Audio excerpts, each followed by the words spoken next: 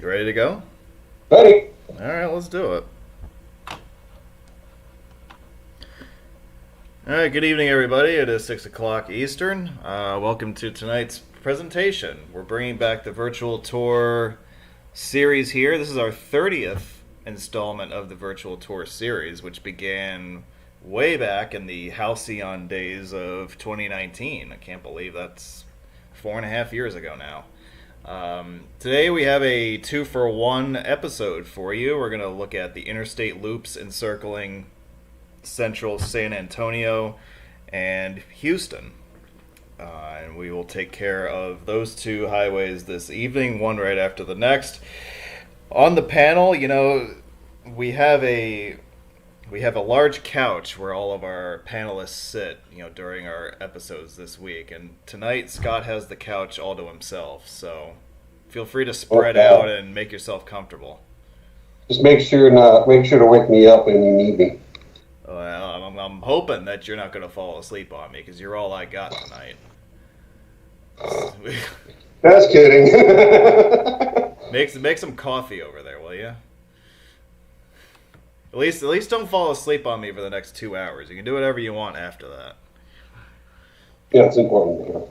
Okay, announcements. So at gribblnation.org, as I think I have mentioned, I'm trying to mention it once a week when I remember. I have a blog series that's coming out, 2 articles a week on the bridges and crossings of the lower Mississippi River. So that series is continuing through middle of April, probably. That's probably when that's going to wrap up. So keep an eye out for those articles. I just released my first ferry article on the lower Algiers ferry, right downriver from central New Orleans. So if ferries are your cup of tea, then that article might interest you. On the YouTube front, I've transitioned into uploading new videos of Interstate 70 in Colorado. That is the last state that I need to upload I-70 in before I can consider that interstate completely uploaded to YouTube from end to end. Yeah, it's about time. And a correct east end, I assume. The what now? A correct east end, meaning the parking ride. Oh, yeah, well, I mean, yeah, that was actually, I think, the first piece Not what they're telling us is 695. That's bull. Well, I don't want to get into that, but yeah, I think exactly. that Security Boulevard was the first piece of I-70 I filmed, more than almost 14 years ago now. Mm-hmm. Yeah. We came from humble beginnings, and here we are, 14 years later, and I still don't know what I'm doing. Nice. Yeah, it's good, Mm-hmm. We are just 7 days away from the big road meet in New Orleans. Scott is obviously joining us remotely from Wisconsin. I am doing this show on the road in the suburbs of Orlando, Florida. I flew in last night, and I will be driving out to Louisiana on Wednesday next week, and obviously the meet is the following Saturday and Sunday. So I'm in the midst of a 16-day swing through the southeastern states. Obviously the meet is central to everything, so hopefully I'll be posting updates on my Wiz Facebook page and on the Gribble Nation Facebook page, and maybe a couple other places too. So if you're joining us in New Orleans, I hope to see you there. This week, we passed a very significant milestone on the channel, and I want to take a second to acknowledge that we passed 20,000 subscribers. So I want to take a second to thank everyone who has been a part of my journey since 2010. 13 and a half years since I uploaded my first video. And it does not feel like it's been 13 and a half years. I don't know where the time has gone. But thank you to everyone, whether you have been a part of the journey for all 13 and a half of those years, or if you jumped on board this week.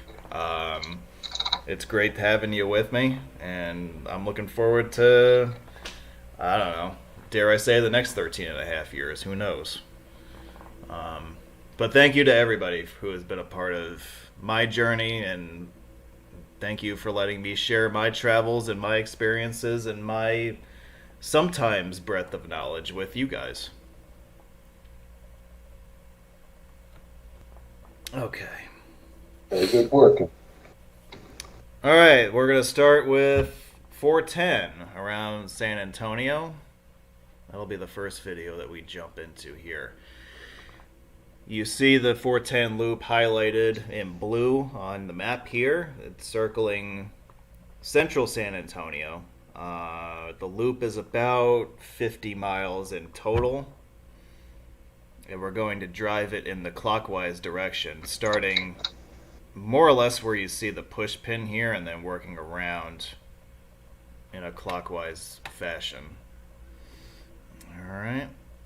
Yeah, most of the traffic that is driving on this road is up on the north and in the west, where all the businesses and stuff is all. But most of the south and east is still 2 lanes to this date with outdated interchanges compared to what the north and west have. Yeah, well, we will see that. Yeah. We will see the evidence of that, that's for sure. Just a quick programming note before we start the first video, that there will be no show next week, the 17th, because obviously that's the road meet, so I'm going to be a little busy doing that. So we will be back with our next live show on the 24th, so in 2 Saturdays.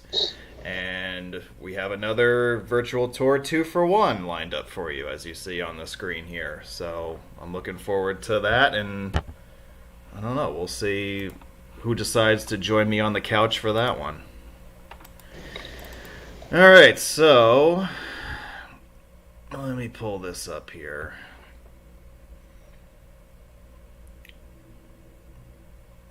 I guess I'm going to show you I-410. I could, you know what, I could have been devious today, and I could have just said, you know what, screw it. I'm going to show people the I-4 Ultimate toll lanes instead, because I filmed this today. But no, I'm going to make you guys wait for that, I think. So this video is 44 minutes to go 49 miles. So let's do it. We're starting in the... I guess technically this is the northbound west loop of 410 approaching the US 90 interchange west of San Antonio. Yep. Now, as Scott was alluding to, and I'm sure we will mention this on multiple occasions as this program goes along, but you may recall when we were talking about this highway on the webinar last week that you have basically the tale of 2 halves of the metro area. You have the very urbanized and suburbanized and sprawl-like northern half, and then the very, very strangely rural southern half. All of which is contained within the city limit of San Antonio, by the way. So we are, in the direction we're heading right now, we're entering the urbanized section of the metro, and we're going to see that section first as we cross what's known as the northern arc of the metro. So here we go. One thing about the locals, they call it Loop 410 as kind of in the Texas lingo here. Like you said, tale of 2 freeways.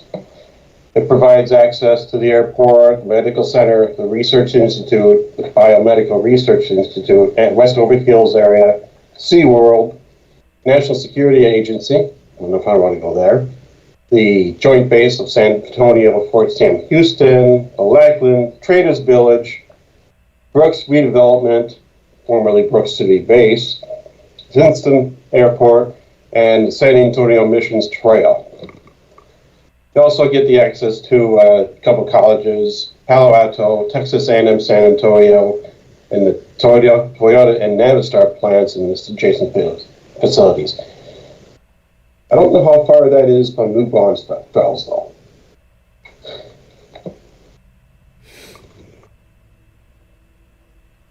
land up amongst the northern arc is very heavily developed. You're going to see that momentarily. That has office towers, malls, hotels, other commercial developments dominating the landscape.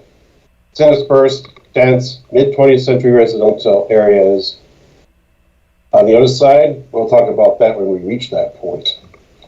Back in the history, the highway loop around San Antonio was proposed first in 1932 as part of the Arneson Plan to improve state highways around Bexar County.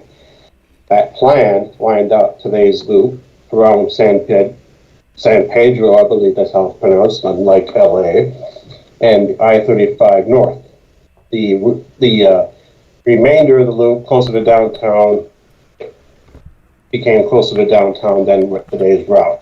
On the west side, the planned route was to have been the Acme Road, well, I don't know about Coyotes, and Gurnis Road corridors, and run between Kelly and Lackland Air Force bases. On the south side, most of the route ran a mile or so south of today's Military Drive.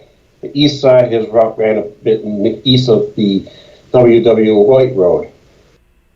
Planning for this, referred to as the military route on the north side during the Second World War, showed that most of the northwest military highway ran slightly northwestern to meet Frederick Road near Bursbach Road.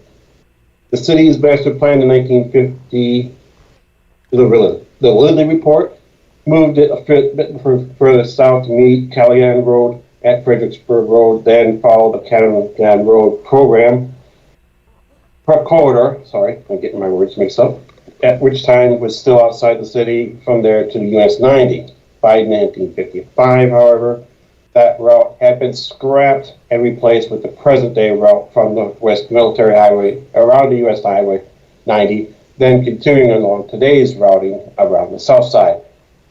This route was chosen to avoid traversing Lackland and Kelly Air Force bases and the increasingly urbanized sections of the existing Loop 13 Military Drive on the south side. And this was the route included in the 55 blueprint for the interstate highway system known as the Yellow Book.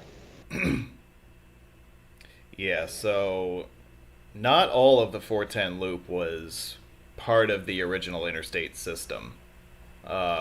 That yellow book that you mentioned has most of what became 410 on it. However, the far northern section of it was not originally included.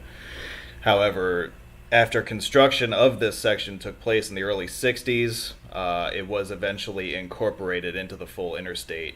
They, on an interim basis, designated the northern arc as State Highway Loop 410 for consistency purposes. However, it was, again, integrated into the interstate system by the end of the 1960s. By the way, so when this video started, in the first minute of it, I think we only had 2 lanes each direction. That's correct. It didn't take us long to balloon to 5 lanes per direction. I warned you guys. I told you it's the tale of 2 halves of the metro, right? So from here until I think I-35, it's going to be at least 4 lanes in each direction. And then you're going to have major stack interchanges coming up here. So this is obviously where all the development took place. I'm not well read on the history of the city beyond, the overview and the introductory stuff that I do for this channel, from the roads perspective, but I've wondered why the metro developed in this fashion. Because usually in Texas, you've been to Texas before, you know that it's just, you have your city center and then everything just goes kaboom everywhere, in all directions. Whether it's... Now, these elevated lanes, are they general purpose lanes or are they just ramps? This is a long flyover that you're seeing on both sides of the road. Very Texas-like. Oh, yeah. Yeah. The High-5 has plenty of these. Yeah, I forget what highway that connects to, but yeah, those are just long exit ramps, basically. Yeah. But yeah, like as I was saying, like in Dallas and in like Houston, um, you have your city center, and then the sprawl just radiates out in all directions, and no one cares. It But is very interesting that San Antonio is different in that regard, in that it's just not developed in the southern part of the metro anywhere close to like it is up in this area. based on your history that you collected, the military probably had a good say in that. Maybe. I mean, that is where the military presence is down that way, right? Right. But at the Um, same time, yeah, as a developing industry, people are going to be flocking towards those areas, and businesses tend to go where the money is best for what their money get the bottom dollar. And it seemed like at the time, the north side was their favorite. And as a result, yeah, people are commuting. They need more lanes, induced demand. They get 4 to 5 lanes all the way from 90 to 35, and yeah, it's booming like that. I will be in that area for staying at the one of the hotels near the airport for Eclipse Day. So, well, give me like 4 hours notice before you end up at that interchange, and I'll make sure that I say a prayer for you. oh, thanks for the warning. Speaking of Not bad, huh? interchanges, here's a big one. This is at the Western I-10 interchange. No, Um, this is one that I've only been on I-10 portion of, obviously, but yeah, I-10 is looks like the second level here. yeah, this is your classic Texas-sized stack Yeah. interchange. Yep. So anybody that never went to the north side of San Antonio, I'm sorry, you didn't experience Texas. Yeah, if your experience of San Antonio is like the southern half of the metro, you really haven't seen much. Exactly. Yeah. And unfortunately, that is my current level. That's going to change. Well, but that is going to change, so you are going to right the wrong there. So, Precisely. yeah, so this is the section between I-10 and I-35 that was not part of I-410 originally. This was actually, I think this was one of the first sections to be built of what became the interstate. It was signed as part of Loop 13. It was renumbered to Loop 410 when the interstate was created. However, the interstate designation, as I said, did not apply to this section originally. Hmm. I think I showed the map from the mid 60s on last week's webinar that shows that clearly shows like 3/4 of the loop is signed as an interstate, and then the rest of it is signed as state highway loop 410 instead. The one thing that I notice about what Texas does with their green signs versus the regular Shields Trailblazers, farm to market roads, they just put FM number on the freeways instead of putting the full diagram on like most states do. I kind of think that that's probably appropriate for that because you don't want to put too much detail on a green sign on a freeway. Yeah, I mean it has to be legible at speed, right? Correct. So Mm-hmm. there's all sorts of considerations that have to go into that. Yeah, and they're state shields at the same time. It's funny how they put so it's like Texas and then number below it on the freeway signs so that they make it the same as the farm market road so they have one template. But yet the real sign has the word Texas below the number. Yeah.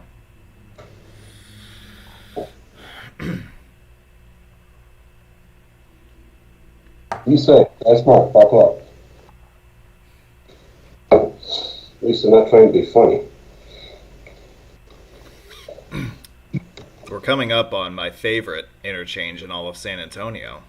281, yes. Yeah, the 281 stack is pretty neat. Most interchanges in Texas, most stack interchanges, I mean, they've gotten better in recent years with some of the more recent creations. But most interchanges in Texas are just kind of your typical, concrete and steel without a whole lot of thought put into the architecture of it. But with this one, they actually tried quite hard to make it look nice.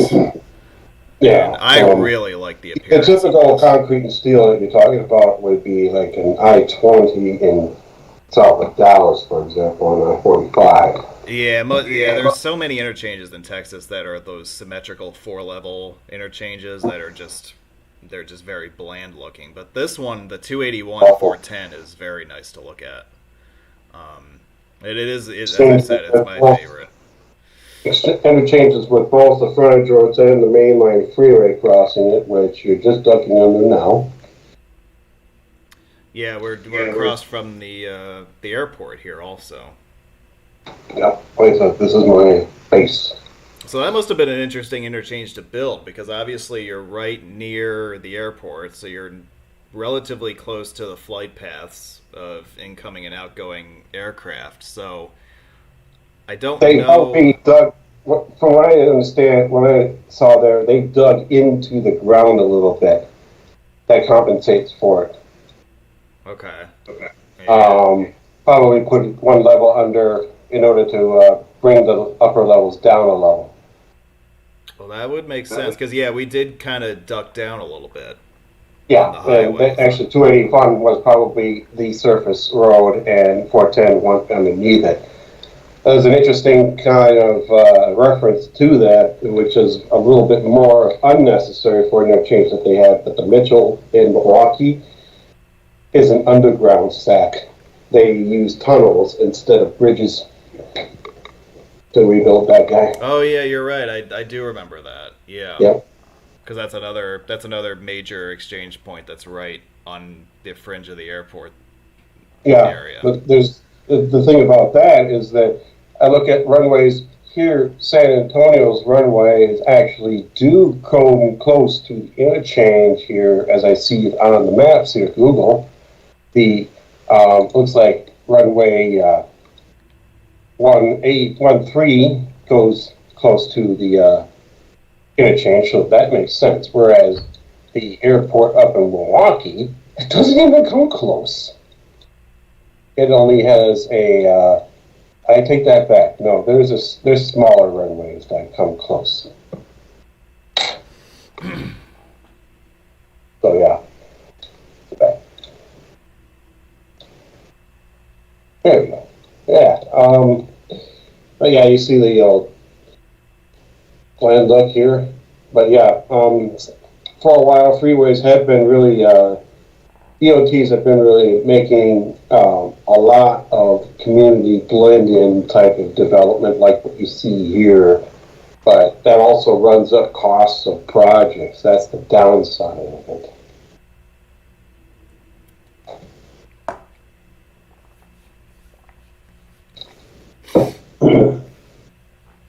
See a lot of Valeros, but no, sorry, I don't think there's any Buc-ee's in San Antonio. Hate to disappoint you guys that are fans. You gotta go to New Braunfels for that one. Exactly. Yep. I'll be passing by a few, unfortunately. Which I think that is the largest one. That's what I'm told. The one in New Braunfels? Yeah. That can change. Well, when they build one in Madison, Wisconsin, they'll make that one the biggest one. With the space that they have there? No. Well, this is what we were talking about before. Like, they'll just make double-decker gas pumps. Oh, that's possible. I mean, Buc-ee's is offering to fork money over to rebuild the interchange that they have the closest access to. Yeah, like I don't know how they do it, but they have a way of always picking out the best locations that are going to get the most traffic.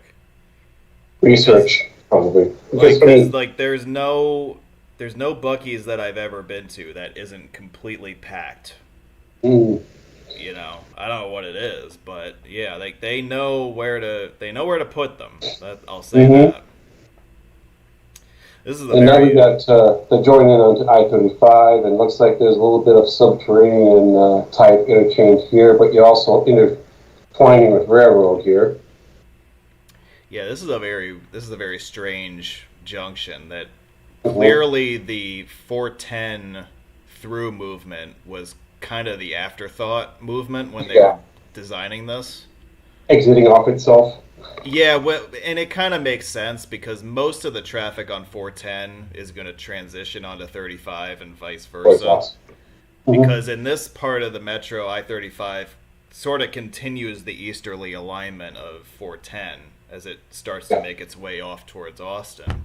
Um, so 35 beyond 410 is kind of like the continuation of the east-west freeway across the northern arc. Um, so yeah, like 410 exiting off of the mainline freeway to continue its journey is it's kind of awkward, but it does also make sense at the same time. yeah, exactly. But we're continuing on the 410 in the clockwise direction. 410 is now signed as southbound, and we are joined now for the moment with I-35 south. Say you want to go to Laredo, then you keep going on 410 or 35.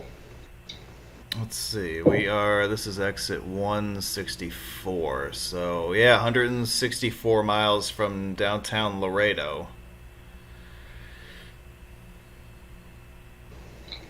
And if you wanted a quick mainline interstate clinch in about 155 miles from this point, you could clinch all 1 miles of I-69W. Nice. Because, yeah, that is a thing. Yeah. Yeah, be prepared to be surrounded by semi trucks.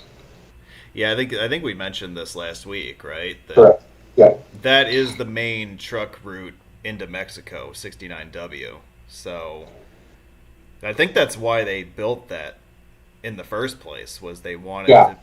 they wanted a strictly truck oriented facility. Because Yeah. Laredo is the single busiest port of entry or point of entry into the U.S. from Mexico and vice versa. I kind of think that San Ysidro kind of debates that. I mean, it might be close, but I read that it was Laredo. Um, but I They're could good I could at see the race. south end of I-5 being really busy too. Yeah, I didn't bother to even try to go close to that. But yeah, I have seen enough of that. And sorry, had a little What's going on back greenback there? You like cooking dinner back there or something? Like I ice barrel. oh No, I'm not at a hotel. But anyway, back to the conversation at hand. San Ysidro kind of has one of the busier crossings. I can argue that Laredo is probably one of the busier ones as far as truck traffic is concerned, but as far as car traffic, because you got a high population of people next to Mexico, whether it's car or pedestrian traffic, I should correct that one, is that there's a lot of people that will cross there rather than at Laredo. I mean, your tourists are going to cross there. right, yeah. The the truck industry and all that stuff, yeah, Laredo by far. Yeah, apparently Brownsville is really booming now also.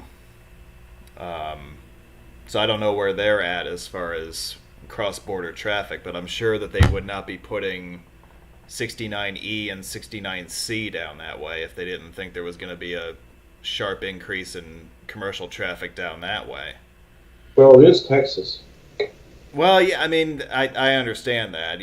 Let's put an I-69 highway in because we can. Like, I understand that part of it, but um, like that whole I-69 cluster down there in the Rio Grande Valley is interesting, in that they obviously are expecting some sort of expansion of commerce across the border and right on the So Gulf Coast there. slow rolling. Keep in mind that state isn't exactly. It's probably one of the least safe states to be in Mexico. Oh, is that right? Yeah, that is one of the most dangerous states to go in, at least according to the Department of State.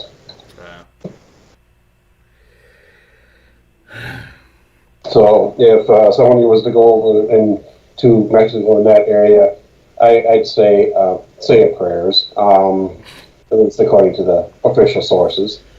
One can take that in one way or the other, and but I know I'm going to plan on going down there as part of my little triangle tour and check out the 69s and 2, but no plans to cross over into Mexico at that point. In fact, the 69E does go down to approach the border, but it ends short of the border.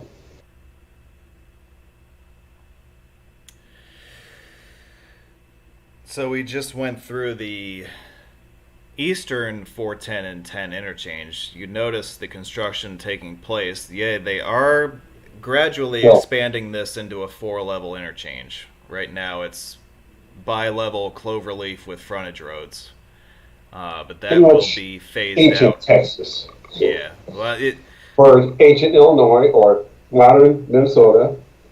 Minnesota is really bad with that. Yeah. Yeah. I was amazed when I was in the Twin Cities that, I mean, there's so many freeway to freeway interchanges there that virtually all of them are cloverleafs, and I'm like, wow. Like they built all the freeways, but they didn't think much about the connections between them. Minnesota is one of those states that is not pro freeway, in my opinion. Similar to Illinois and New York in some points. I mean, I know that definitely Minnesota doesn't have an interchange stack that's more than 3 levels. Illinois doesn't have one, but there's one that comes close. I can't say anything outside New York City or Albany about what the freeway stacks are like in there. You could probably speak to Buffalo. Yeah, I mean, their interchanges are. It depends in Buffalo. I'll say that much. Yeah, I mean, if you want a 4-level stack that goes nowhere, go to Connecticut. Yeah, the only symmetrical 4-level stack interchange in New York State is in New York City. Actually, no, that's not true. Okay, that's what I thought. No, I don't know what I'm talking about right now. But yeah, there are a couple in Albany. It's actually in Troy. Well, they're Troy both, or Albany, 787. Yeah, they're both on I-90. 90 and 787. Yeah, 90 at US 9 also. Okay, so on both sides of the Hudson. No, they're within a mile of each other. Yeah, which is kind of funny. Yeah. Okay, but anyway, that makes more sense than New York City, because New York City isn't a road city, and they didn't design it for that reason. And there is no room to put in 4-level or cloverleaf in the city itself. Well, not anymore. No.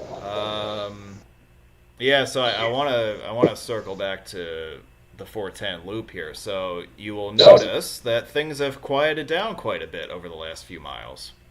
Back to 2 lanes. Yeah, we're just going for a nice country drive now, even though I think we are still in the city limit of San Antonio. That is correct. The city limit's pretty much, according to Google Maps, besides a few enclaves within the city, is surrounded mostly by the 410 loop with a few peaks out to the 1604 loop, but it also covers more in the north than it does in the south. Yeah, so really right around where we split from I-35 is when it started to quiet down quite a bit, and it'll be like this for pretty much the rest of the drive. Right until where you end. Yeah. And 37 and 35, don't be looking for nice interchanges there.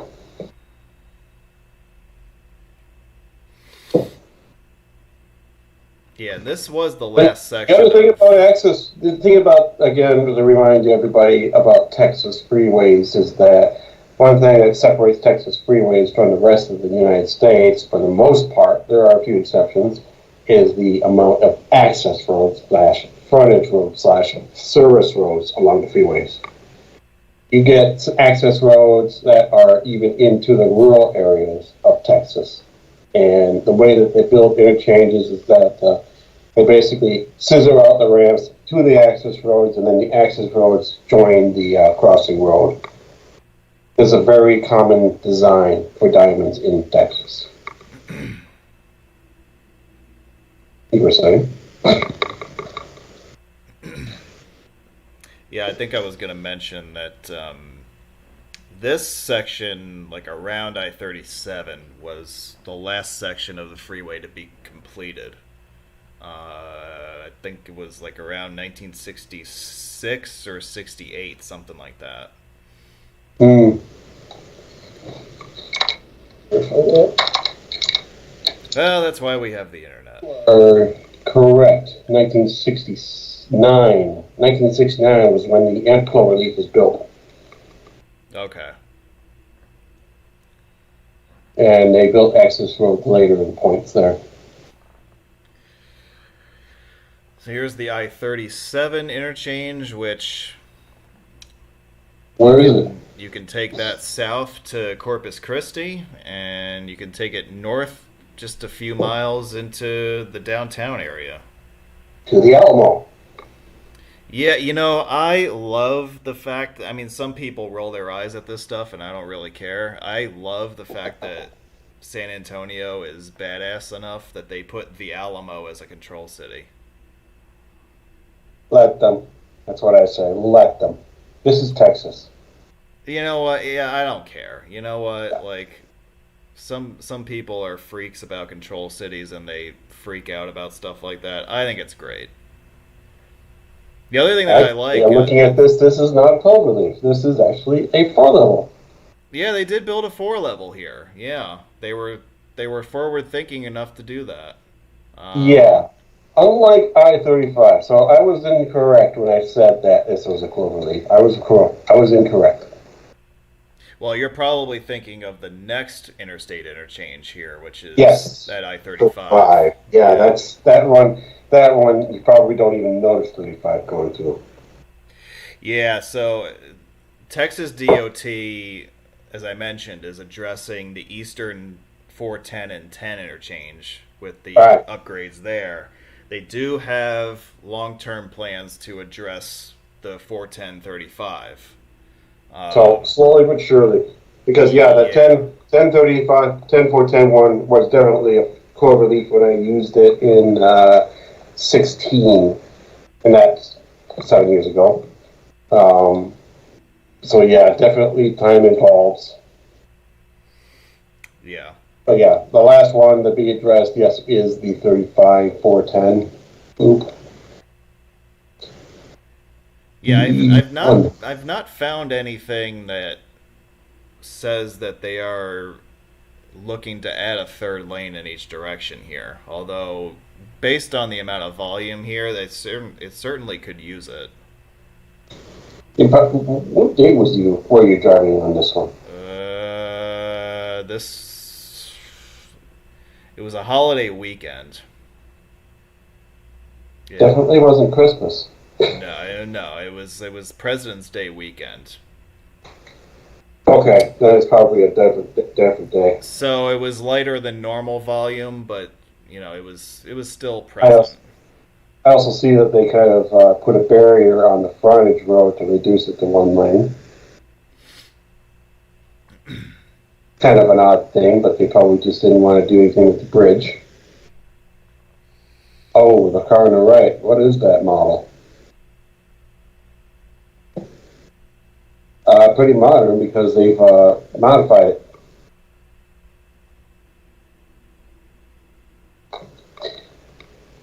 But yeah, if you go past here, it's in this area. I think at the 44.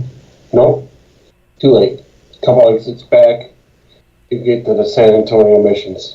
Stinson Airport's closest exit is on this one.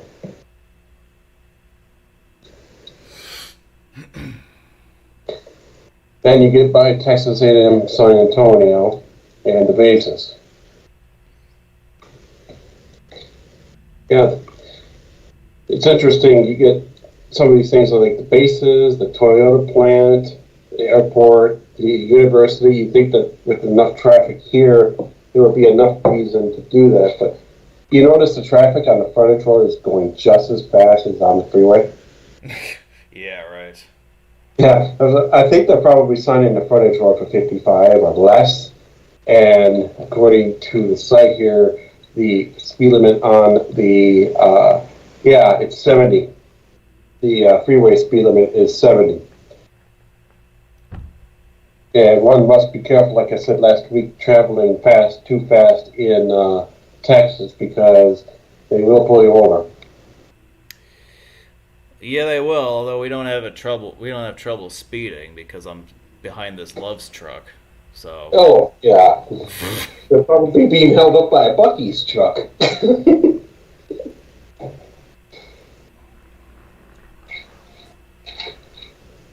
Oh, Mustang.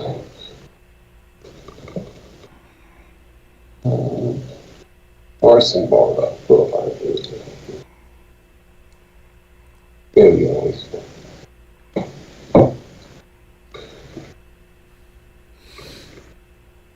So, let's see here. Anything that was interesting in the changes between here and there that I may have missed? I don't know. No, But yeah, it's very rural. I mean, the only thing I see here is like housing developments. Yeah, there's I think we kind of hit on everything. There's not a whole lot to say about this section. No, well, there's not. I mean, this section was built in the 1960s and probably resurfaced a few times. The frontage road was built 20 years later, I'm sorry. Yeah, you can see, like, it was built in the mid-'60s, and it really has not changed since then. No. Like, you notice, like, when you're going over the overpasses here, you see the old parapets and the railings and all that.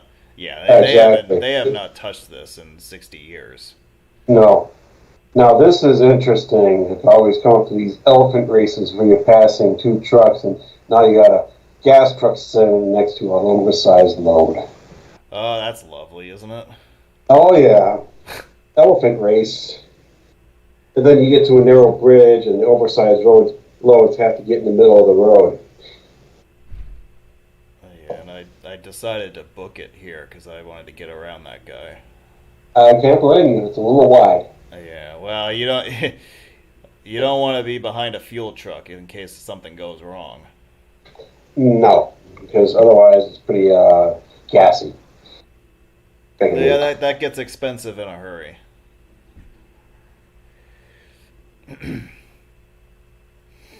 Not only expensive, you're probably not surviving it.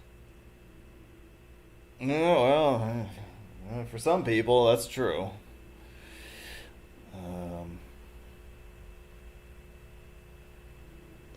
So you basically, 410, long story short, is a tale of two roads.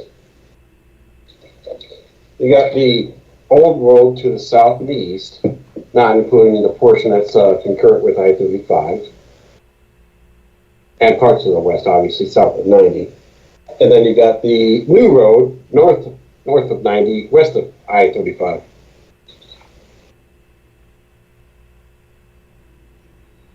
Yeah, so if you just showed people this, and you said that this I is was looking at you and saying, what did you just show us? This is really boring. Yeah, well, if you just showed the average person who hasn't been to San Antonio this stretch of the highway, and you said, oh, this is within the city limit of San Antonio, they'd be like, all right, so this is what, like some little rinky-dink crossroads town then? Yeah, exactly. Yeah, it's not... You wouldn't guess that it was one of the 10 largest cities in America. Yeah, exactly.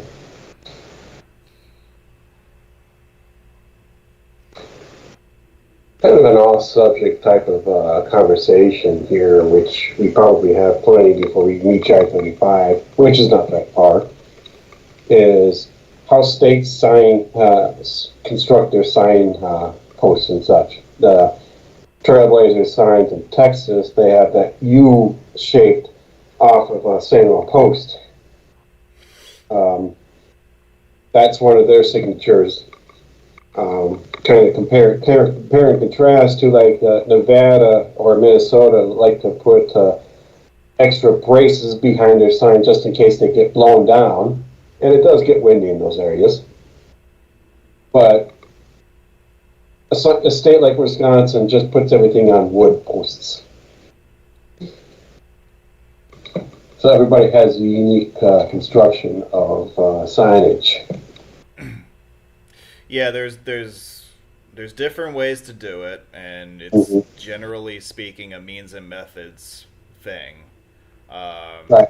That different states will do differently. However, they're all generally referencing the same codes as far as requirements for wind loads and stuff like that. And of course, this varies from state to state, obviously, but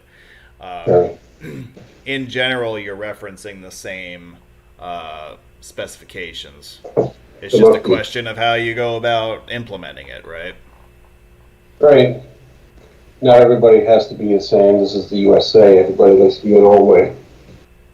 Yeah, and DOTs are obviously 50 different DOTs.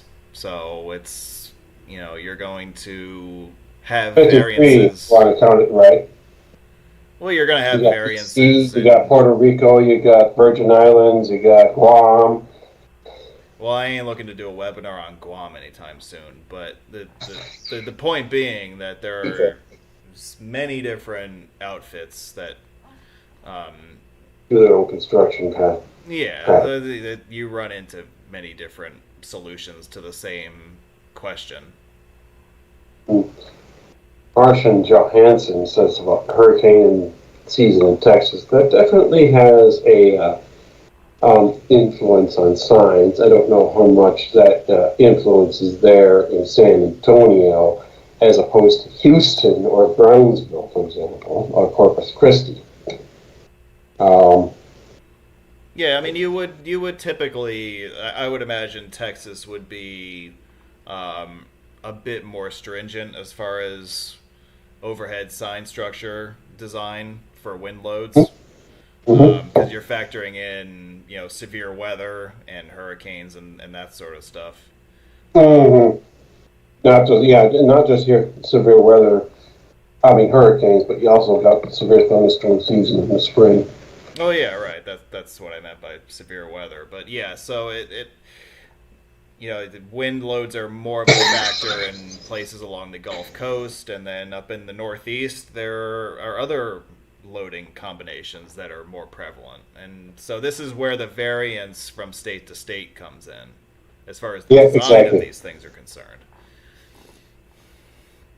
I mean, we're all looking for all of these states are looking for the same. You can't really design for 1,000-year floods, for example. Well, I mean, you wouldn't do that anyway. That's prohibitively expensive.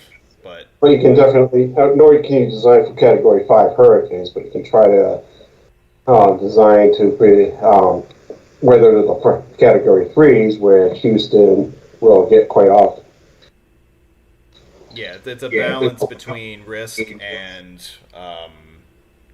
what's cost. Most economical to do. Yeah. So you're playing the percentages in a situation like that. Did we cross I-35? I didn't notice. We did a couple of minutes ago. Notice that was my intent to say that. Okay, well, see, so that's a very, again, that's a clover leaf with frontage roads. Exactly. And notice how much traffic is on the frontage roads as well as the freeway on this side. Yes, and of course, like I said before, the speed of the frontage road. That's probably why they got the Jersey barrier at some points there. And of course, construction, that's another reason. What kind of construction are they doing? Probably just maintenance and repair. Well, we don't do maintenance anymore in this country, so it can't possibly be that. That's right, yeah. What, you don't do oil leak sealing?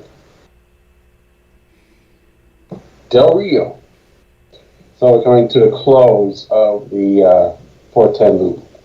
Yeah, we're coming to the right end of... spot because the exit the numbers for the loop start at 90, it seems. Yeah, we're coming to the end of this lap around the 410 loop here.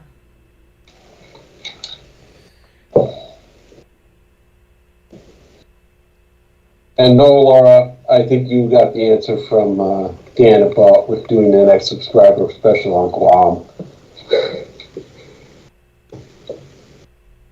Yeah, I'm not about to hop on a plane and go all the way out to the Mariana Islands or whatever. Like, come on, man.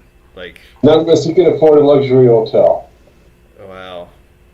Well, that's a fair point too. If you're gonna spend all that time and effort just to get out there, you might as well have something really nice to stay in. Spend freaking money, whatever. All right, so.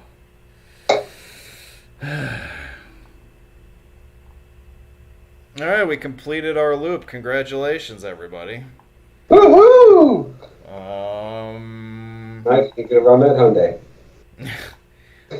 Oh wait, that's me. So if anybody's got any questions on what they've just seen, we can take a second to answer those before we transition to our next feature here. No cell phones in workshops. Come on, man! I just did, Laura. Yeah, speaking of, come on, man, the big game is tomorrow. Yeah, come on, man is on. Oh, I'm noticing a ghost ramp there. Yeah, they built so that you're talking about the flyovers there. Yeah. Yeah, well, they... Work in progress. Yeah, I don't know if those are going to be added in the short term or in the long term, but they designed it so that they could just tack on those ramps later. Right, exactly. Which is actually pretty smart. What's the market for Guam highways? Yeah. It's all two-lane roads, guys, sorry.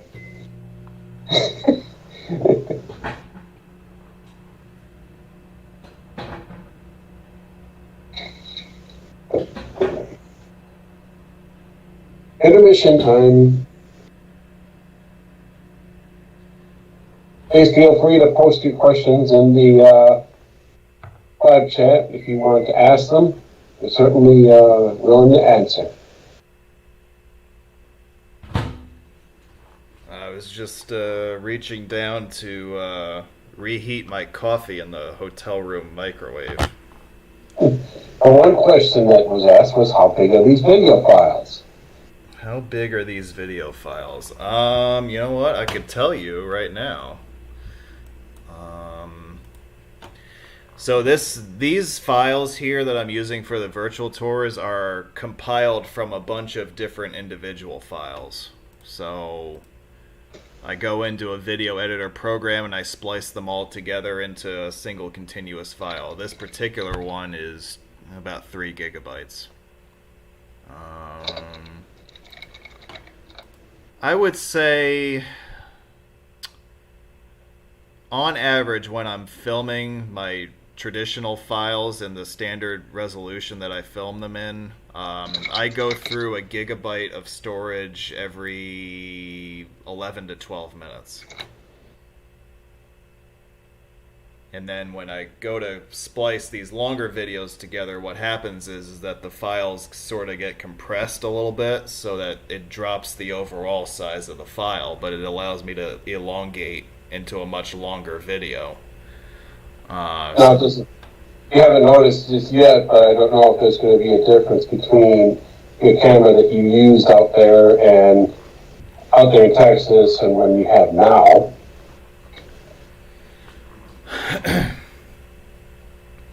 because you're probably doing it at 1080p or higher resolution with the GoPro. Yeah, so the GoPro, I'm gonna have to see how that works, because so I have a 512 gigabyte card with the GoPro, and that filming that at the highest resolution gets me 16 hours. That's not much. No, it's yeah, but this is also why I don't. Scott, put a bookmark on this topic, because I want to return to this later on. But I want to explain why it doesn't make sense for me to film everything with the GoPro. Exactly. So make a note of that, because we'll come back to that. And you have a point there. Yeah. So I want to get this next video off the ground first. And for those that are not 49er or Chiefs fans, we only have 8 days to the next season. Yeah, Yankees spring training starts towards the end. When do pitchers and catchers report?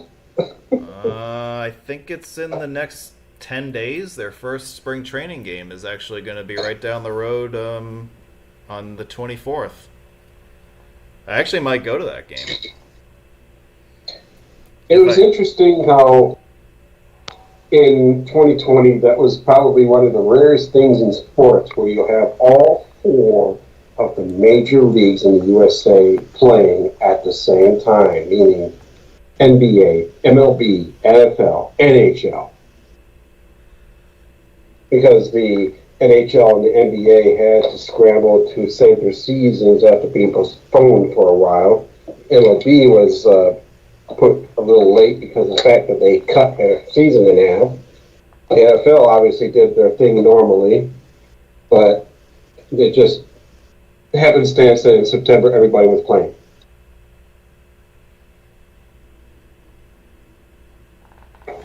Well, anyway, so part 2 of tonight's presentation is the 610 loop as we transition over into Houston. Hello. Larry King reference, sorry.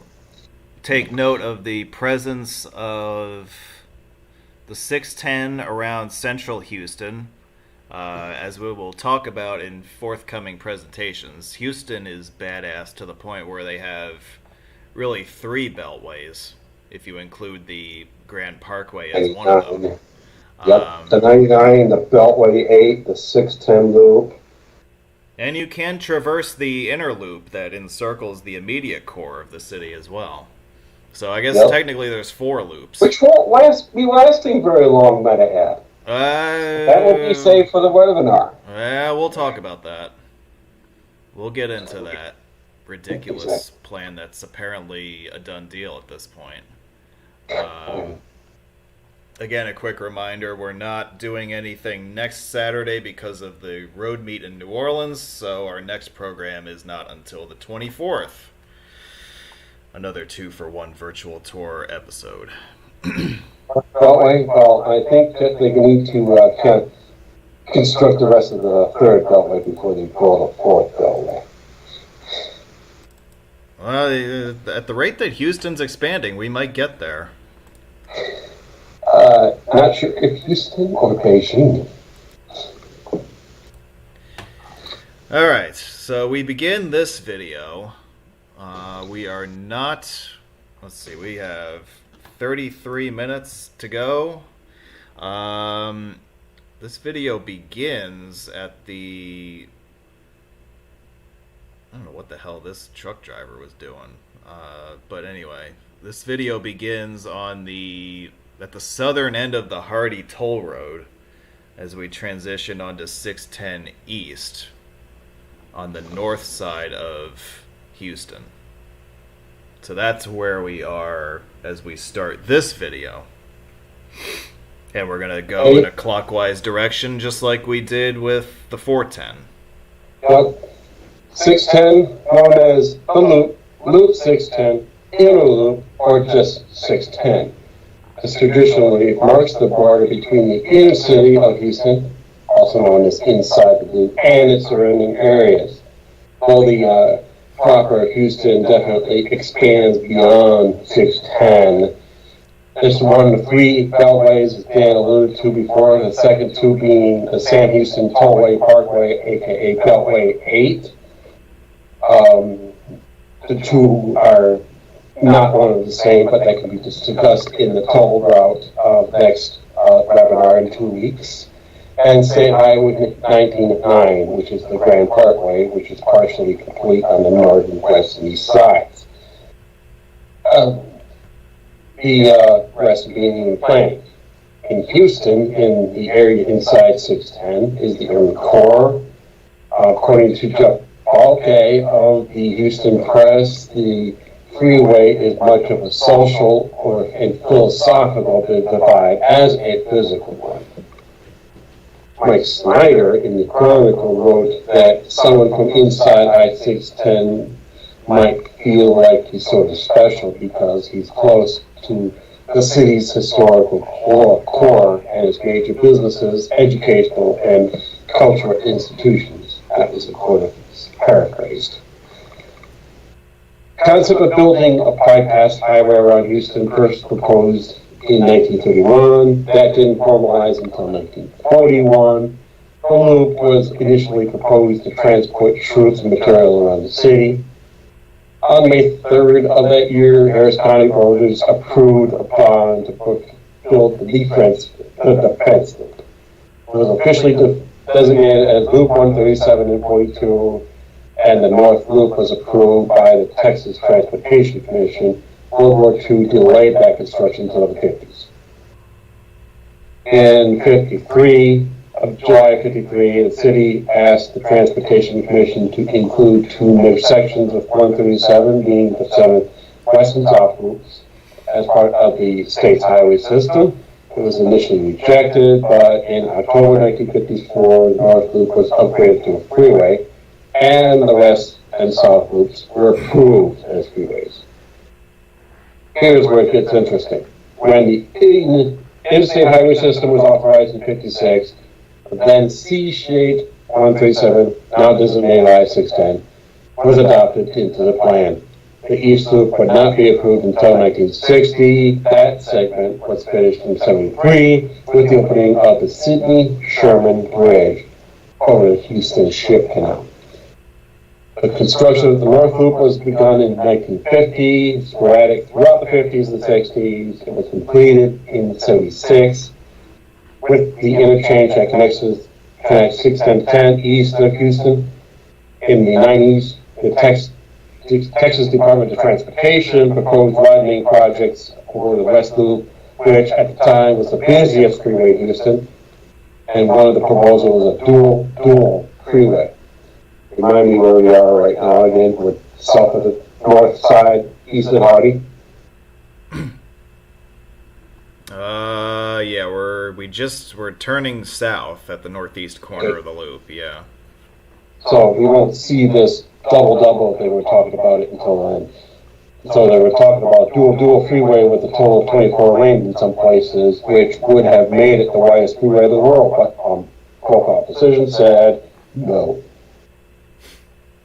Late 1990s, the need to repave and construct the portions of the West Loop became obvious, and the project was approved, but as a no added capacity project.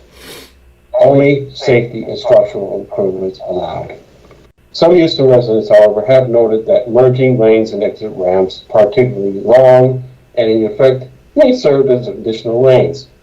Gee, why does that remind me of something in San Antonio here, 410 Loop South? Yes, 2014. The segment of the West Loop known as the Katy Freeway from I-10 from the Southwest Freeway, I-69, nice, is ranked by TxDOT as the most congested freeway in the state based on annual hours of delay per mile. Gee, I got something to look forward to in a month, couple months. Yeah, have fun trying to get through that without running into traffic. No kidding. I've been looking at that and it's like, yeah, I better plan some extra time for that day. One thing that I have to say for obviously in the live chat for 2 weeks is the toll roads of Houston, because I haven't done any toll roads yet personally in Texas, much less Kansas, Oklahoma. I own a K-tag. I haven't used it yet. I had planned on using it in 2020 until certain circumstances said otherwise. Speaking of highway changes. Yeah, Houston did not shy away from building large interchanges from the start. No, they did not.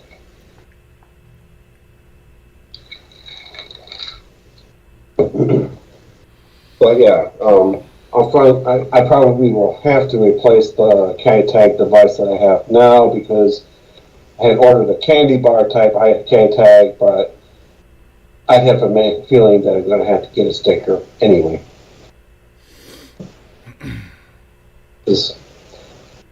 I would imagine that the battery's probably dead on that thing.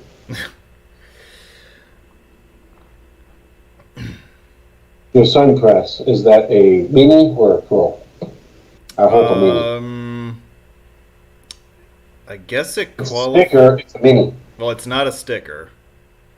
But it's a pro. I guess. Like, there are a bunch of old style versions of the Sun Pass that have gone out of use. Like, the one that I have is about 10 years old. Then you got a candy bar? Yeah. I guess, is that what they call it? I didn't even know that. Yeah, it looks like a big chocolate bar. Yeah, it's got that shape to it, and it's nice because it just suction cups to the window. Yeah, I did that both for the K-tag and the Sun Pass. The K-tag I ordered in 19, so it probably is still alive. Yeah. And the Sun Pass I just bought, and actually I got that ordered ahead and shipped. But you can buy those in a freaking vending machine in the rest area. Yeah, you can. Which is quite ironic, to be say the least. We're coming up on the Port of Houston here, and this is the high-level Sidney Sherman Bridge over the Houston Ship Channel, which was completed in 1973. One of the final pieces of the 610 loop to be completed. It makes sense. They did the same thing with Sam Houston. Notice how I'm trying to keep Beltway 8 separated from the Sam Houston Tollway. Although I think that the what's interesting, the contrast there is that this Ship Channel Bridge was the last link in 610. The Ship Channel Bridge on Beltway 8 was the first link in that highway to be completed. So, and of course that was developed, we'll talk about that later, but that was developed as its own separate thing originally. Right, it's the only free portion of that road. And then they were just like, well, we're planning this second loop, so we'll just insert this loop into the bridge project or vice versa, and then it kind of took off from there. So that for 2 weeks then. Right off the bridge. Definitely a view of an oil refinery on the left. Yeah. Right off the bridge, we have another stack interchange with 225. Another freeway that heads east along the south bank of the Ship Channel. And it rather unceremoniously reaches a stub end just west of here. There was a freeway extension into downtown Houston that was planned for the 225 corridor that never saw the light of day, and that's the story. Yeah, I see John R. Harris Park, and yeah, it definitely did a Business 90 New Orleans type of design here, where you got the frontage road to the main. But then you got to come across the I-45 interchange right after that.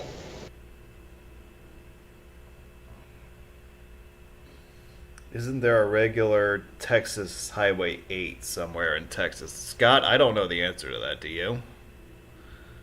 I don't know.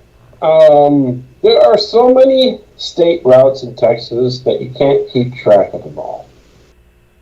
And state of Texas has kind of a hodgepodge of state highway systems. They got those spur highways, they got the loop highways, they got the farm to market, ranch to market, hub roads. Thank you, Mark.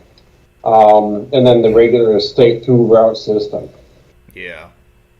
I mean, you wouldn't be surprised if there was a regular Highway 8. You probably noticed on the road here with 35, 45, they have a state route for 45, or an SH 35, I should say, for Texas as well. So they do not worry about duplication of roads.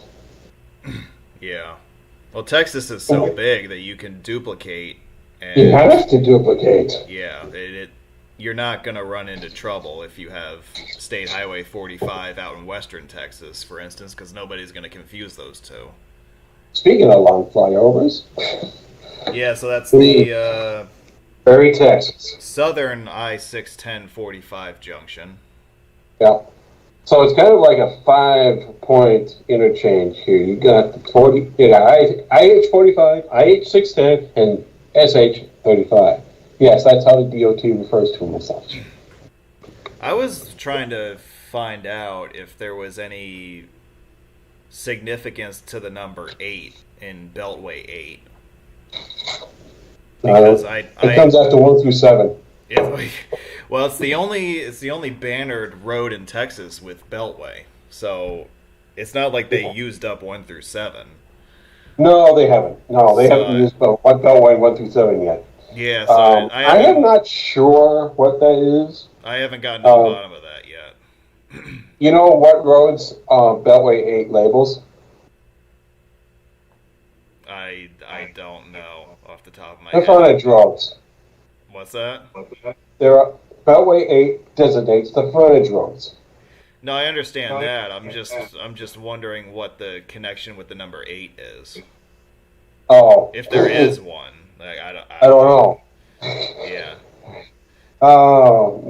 Bill Bush 8? I don't know what you mean. Yeah. But yeah, one has to be careful with how they think about how Beltway 8 is labeled, because Beltway 8 is not continuously signed with the Sam Houston Tollway. They're separate routes. Yeah. And yeah, you got a NASA 1, for example, in Houston.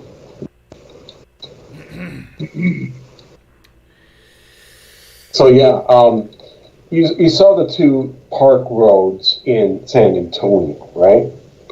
So this is kind of a unique thing for Texas. They tend to get a little over and carried away with how they sign their routes. So the loops, the spurs, that's not the only thing you see. You see park roads, farm to market, ranch to market, park roads, rec roads, NASA highway, beltway. They're going to do whatever they want. Right, yeah. They're going to do whatever they want, and nobody can say anything about it. So it's just the way it is. And it's just quite mind-boggling what they would do. Yeah, well, they do kind of have this mindset of we don't care. So you kind of see that play out at times.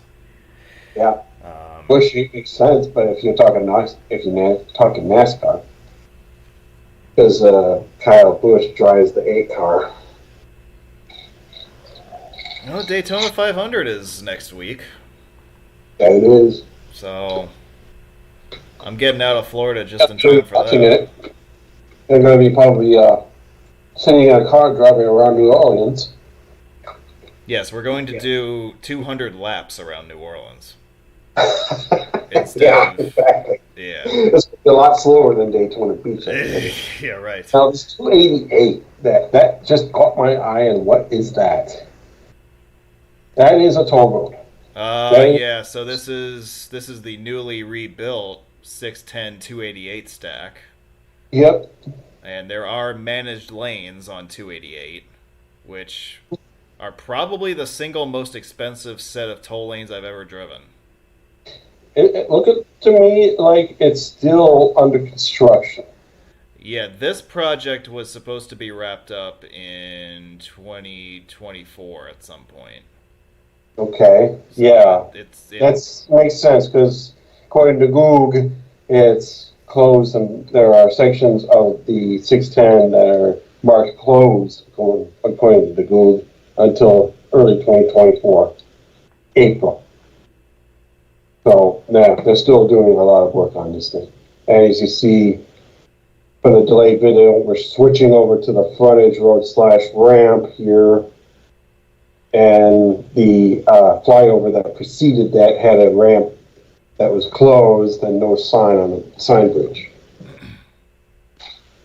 Yeah, so this was filmed in February of 23, and it was still a work in Exactly. progress. Yep. As we get past the 288 interchange, you see the Astrodome and Reliant Stadium on your right. The Astrodome was the home of the Houston Oilers and Houston Astros. And now home to nobody. Yeah, well, now it's just kind of sitting there. And then the new stadium is the home of the Houston Texans. On the other side of the freeway, on your left, is the former site of the Astro World Amusement Park.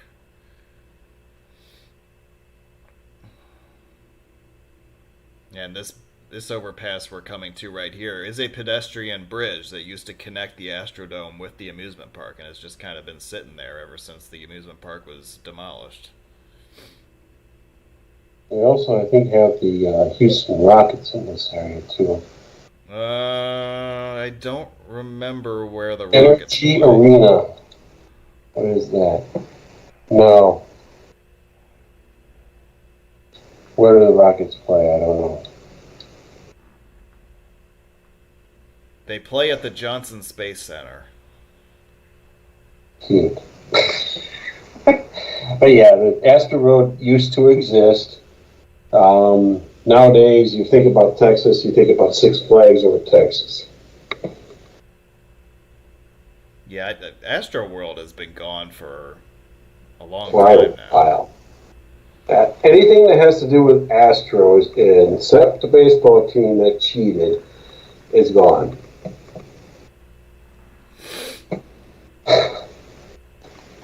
Exactly, facts. And wonders if the baseball team that cheated is going to be gone anytime soon?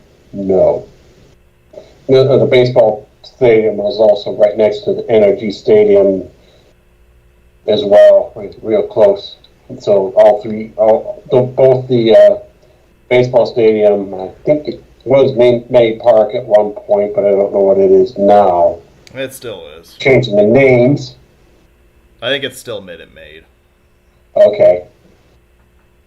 But, yeah, stealing signs doesn't rank well in my situation. Thank you very much. Have a nice day. Stealing signs is a fun activity if you're a road geek. It's not a good Exactly. idea if you are if you're a baseball player. team, for the opponents, it's not fun. That's right.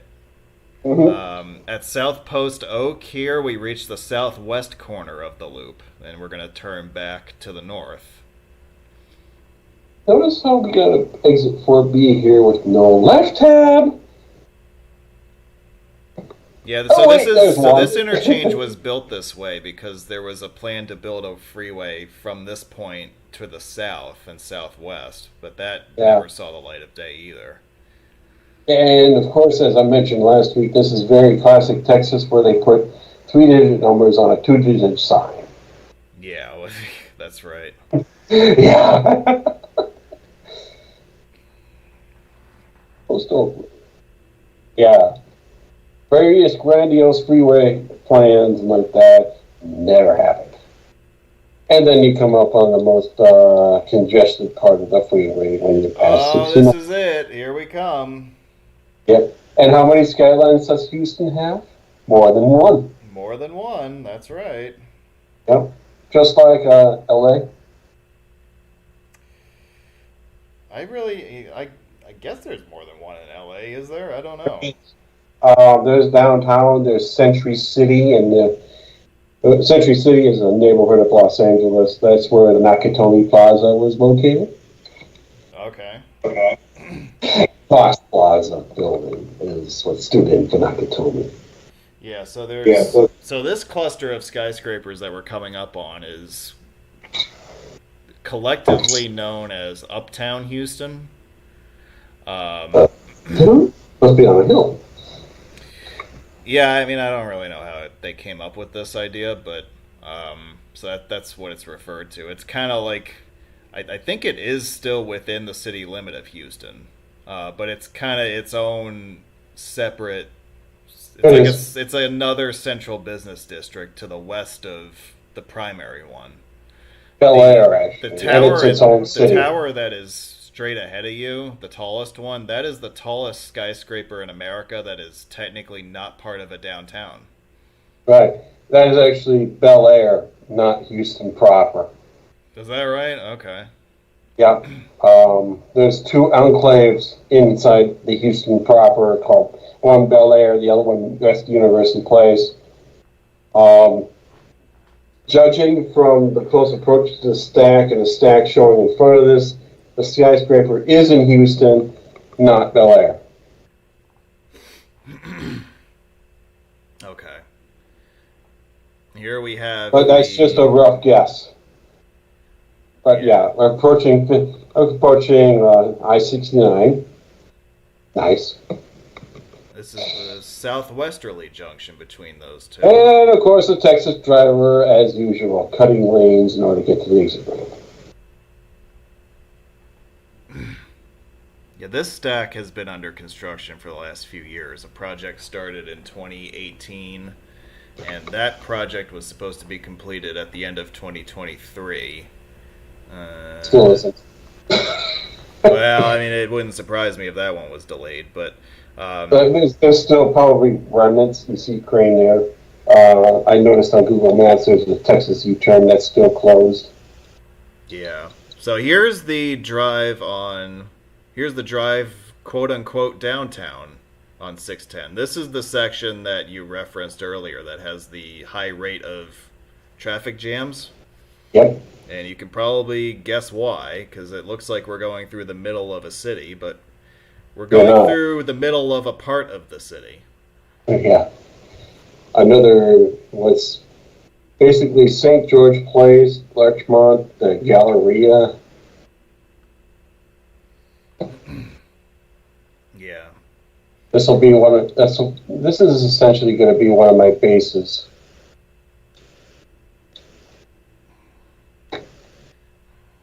As I go through in April.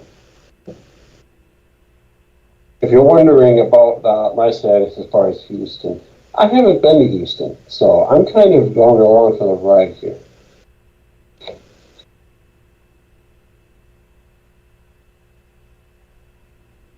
Of all the 10 most popular cities in the USA, Houston is the only one I haven't been to yet. Okay. Not for long. As we approach the Katy Freeway. Katy Freeway being I-10 west of downtown. Correct.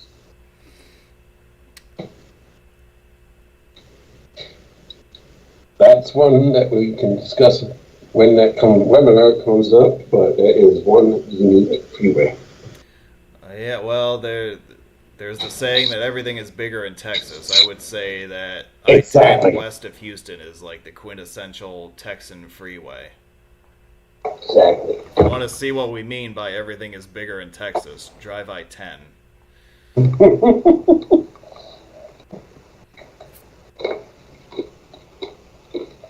And even my Beltway 8 is still that big. I mean, that whole section. Look at how many lanes. I mean, here, you got 10 lanes of freeway here, even though two are about to end at 10 here with the freeway interchange. Yeah, this interchange is huge with the amount of lane miles that pass through here. Because you also have, in addition to 10 and 610, you also have 290 that branches off up ahead also, and there are dedicated ramps for that freeway. I think on I-10, at least in the eastbound direction, you have a 4-lane exit only for 610 and 290. It may also be 4 lanes in the westbound direction. I don't remember offhand. It's at least 3. Um, Yeah, it is a very big split here, that's for sure. yeah, so it's not just the fact that it's a 4-level interchange and you have a sort of an extension of that up here with the 290 split, but it's also the size of the ramps, the number of lanes in each flyover. This really seems like if you're looking at from a cross interchange perspective, I'm talking 514 to 10 in the valley, between valleys on LA, Yeah. between Santa Clarita and the Santa Ana Valley. Yeah, that makes sense. This is a very LA-sized Yeah, crossroads. because you got up on the ramp there, you got 2. Here on the main line, you got 2. So essentially, the ramp that comes from I-10 to 290, and then the ramp that comes at 610 to 290.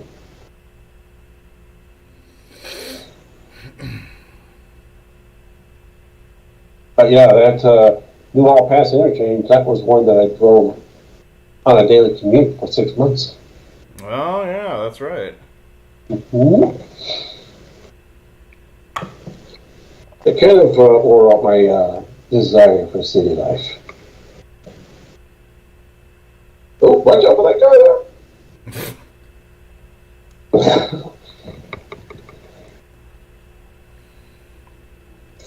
some of the way some of the Texas City drivers drive just really gets to me sometimes because people are just like, "This is my lane, I'm taking it." Kind of reminds me of like Chicago. Well, I went to the New York School of Driving, so I know all about that. Exactly. And I didn't really have to figure it out in Chicago. Is that if you want your lane, you take it. It doesn't matter who's there.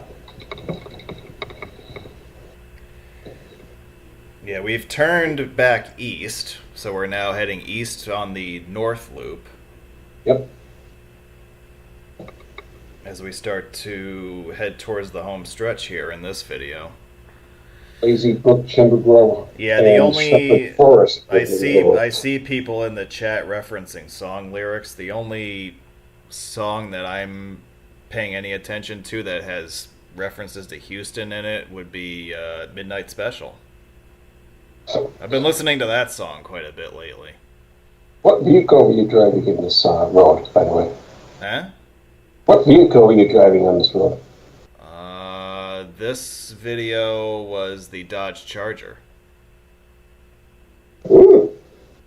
Oh yeah, I rented. Challenger 66 would be happy with you. Yeah, so I rented I reserved a standard car, and they didn't have one of those. Right, so they give you the next best thing. Yeah, they were like, well, if you want a 4-door, the only choice we have is a Dodge Charger, and it had like 1,000 miles on it.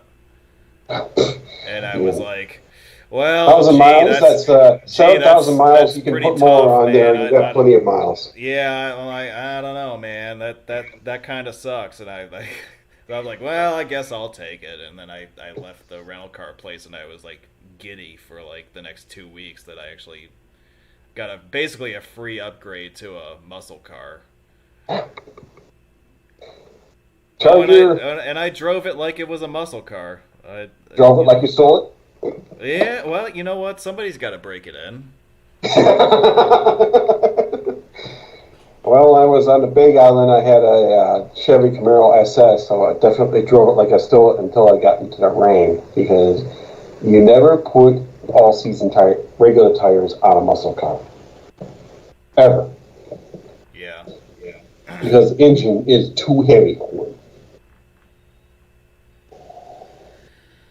Here's the Northern 610-45. This was one of the first big interchanges built in Houston. The freeway extending north along what's now I-45 was mostly built in the early 50s. And this section of the 610, I think this section of 610 began construction in the late 50s. So this would have been one of the first big crossroads to be completed.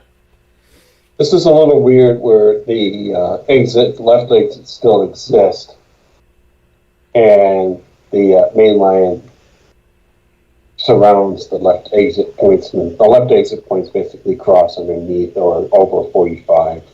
This is a very busy section of the 610 also, because you have multiple major freeway interchanges in a short amount of time. So right, because you got the Hardy next, and that's right next to, well, not really, but then you got 69 again. That's right. The Hardy next and then 69. So within a couple of miles, you have three major freeway exchange points. Mm-hmm. The Hardy is, of course, a relief route for I-45. If you can afford it. Yeah, well, When you did your Texas tolling, did you have tags or did you do pay by plate? No, I had a tag. Okay.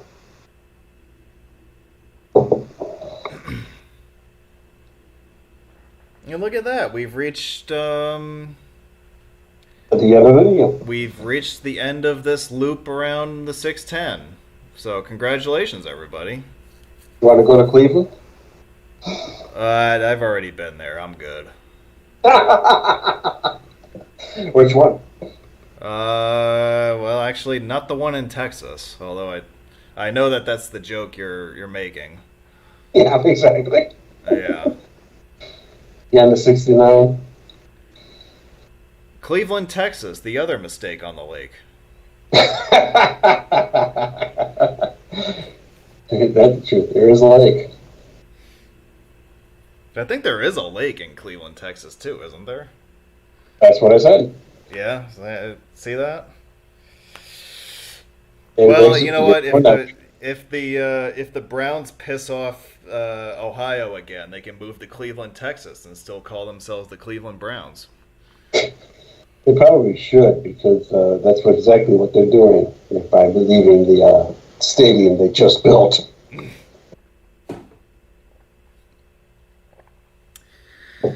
So that's the end of this video, folks. Yay. Questions, comments about I-610 in Houston are welcome for the next few minutes, and then we will wrap up shop after that.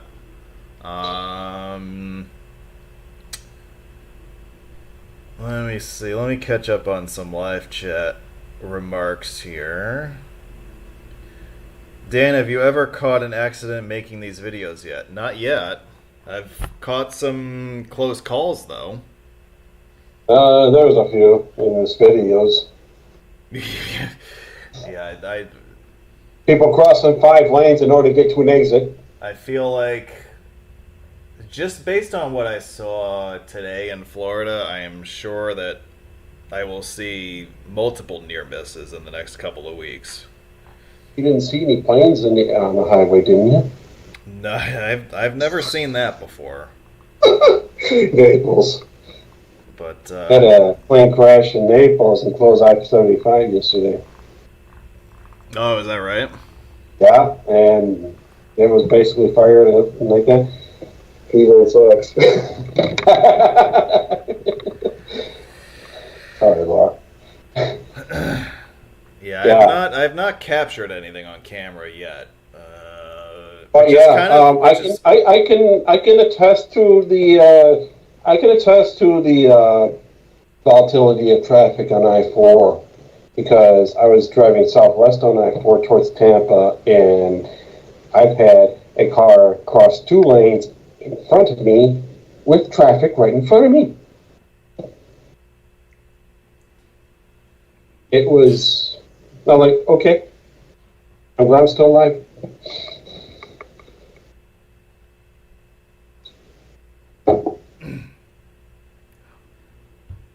What else was, every time I pass Katie, I think of that song.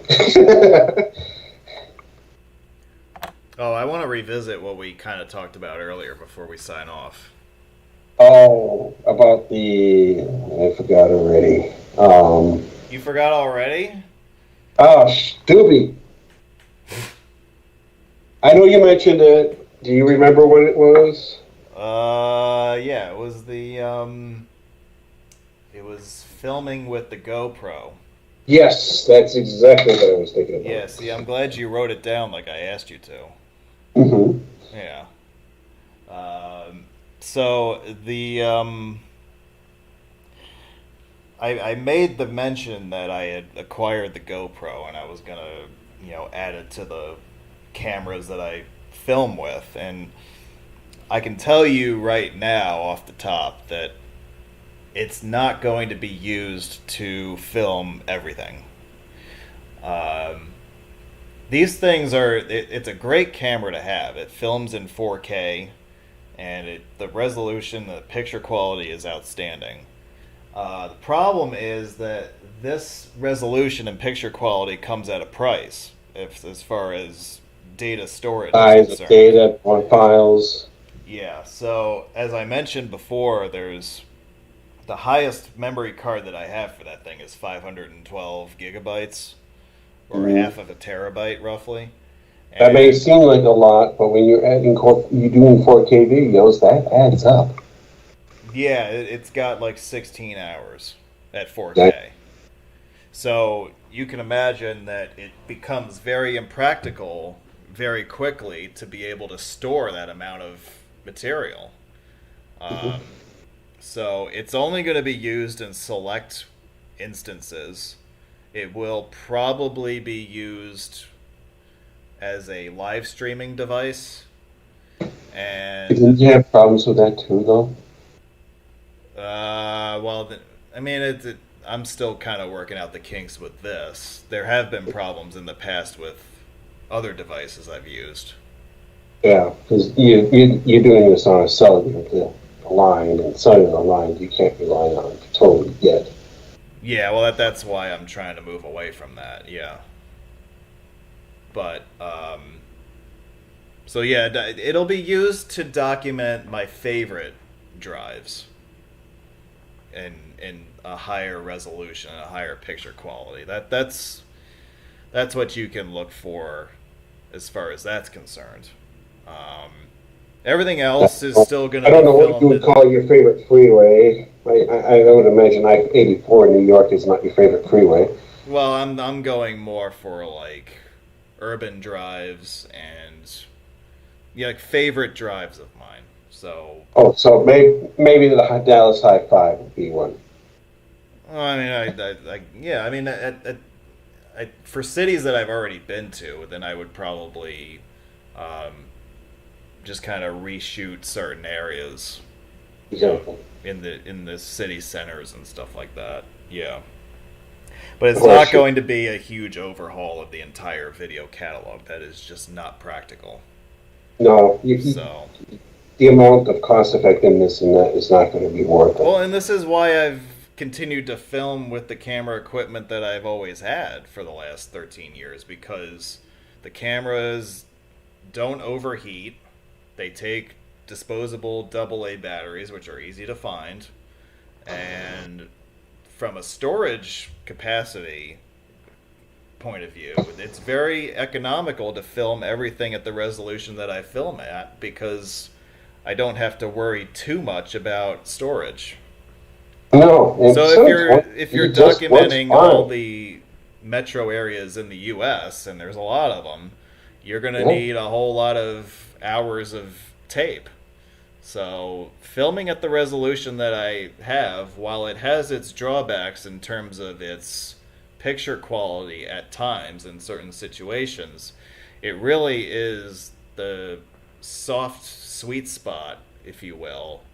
Um, it's kind of like the happy medium. It allows me to document hours and hours and hours at a time while also being able to store it.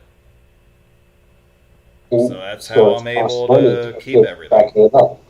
Yeah, so I mean, there are benefits to having these higher resolution cameras, but for what I do, it's just not practical. I agree. So that's my little speech on that. And I don't know. Did anybody have any questions before we sign off? I haven't had dinner yet, I so don't have dinner myself, I should but yeah, probably go looks do like there that. wasn't too many questions left in the live chat after the prone to accidents question. Yeah, I feel like we handled everything. And webinars tend to bring more other questions. Yes, more questions. Anyway, Mr. Angry says, join us on 2/17 for the road meet. Of course. Everybody should come join us in New Orleans on the 17th and 18th. No, people that will, but I won't say them on the air. I hope to see some of you guys in New Orleans a week from today. You will. I leave on Thursday. Well, yeah, that's true. I'm sorry. Yeah, so I think we're gonna leave it here. So Scott, thank you for being a part of this. Appreciate it. Much pleasure. And folks, I hope to see you in the Big Easy a week from today, or I'll see you somewhere along the way, whether it's in the live chat for our next show, which is on the 24th, or at some other point along the way as well. So hope you guys found this episode useful. Thank you very much for joining us, and we look forward to seeing you right back here for our next live presentation, which will be here before you know it. So happy travels, and we'll catch you next time. Bye.